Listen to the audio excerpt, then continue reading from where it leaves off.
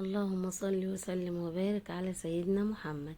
في فيديو النهاردة هنعمل البطاطس بطريقة سهلة وبسيطة، ومش هتاخد معانا ولا وقت ولا مجهود، وهتنفع جدا جدا لسندوتشات المدارس او للفطار او للغدا، لأي وقت احنا ممكن نقدم فيه البطاطس دي. يلا نسمي الله ونشوف الطريقة. عندي هنا طاسة حطيت فيها معلقتين كبار من الزيت، وضفت عليهم بصلاية متقطعة جوانح بالشكل اللي حضراتكم شايفينه ده. هقلب كويس البصل،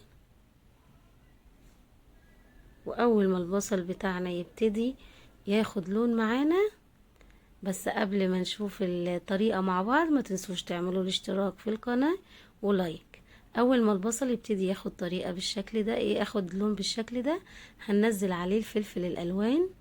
ولازم في الوصفة دي فلفل ألوان، بيدي طعم حلو جدا جدا للوصفة وبيديها تسكيرة جميلة.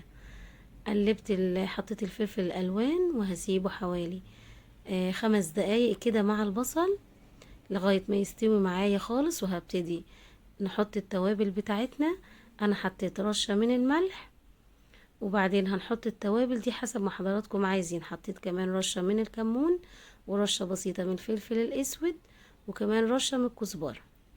وهنحط اخر حاجة معلقة كده من الهريسة، هريسة الشطة بتديها طعم حلو جدا.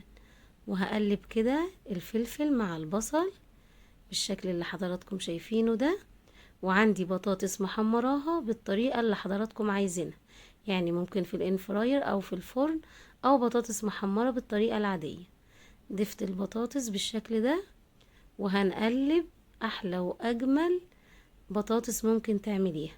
هتعمليها للولاد وهتعجبهم جدا جدا، ومش هتاخد معاكي وقت خالص. وكده خلاص الوصفة الجميلة بتاعتنا خلصت في 5 دقايق بس. هتعملي أكلة حلوة وجميلة جدا ومش مكلفة خالص. بص البطاطس وجمالها، حاجة كده عظمة، طعمها حلو جدا جدا. وزي ما قلت لحضراتكم تنفع جدا لسندوتشات المدارس. هتحطيها كده في العيش وعليها رشة بسيطة من الكاتشب او المايونيز، وهتبقى حلوة جدا جدا للولاد ياخدوها معاهم المدارس. وهتعمليها في 10 دقايق بس. هتقومي في 10 دقايق تعملي الوصفة الجميلة دي، وان شاء الله تجربوها وتعجبكم. والسلام عليكم ورحمة الله.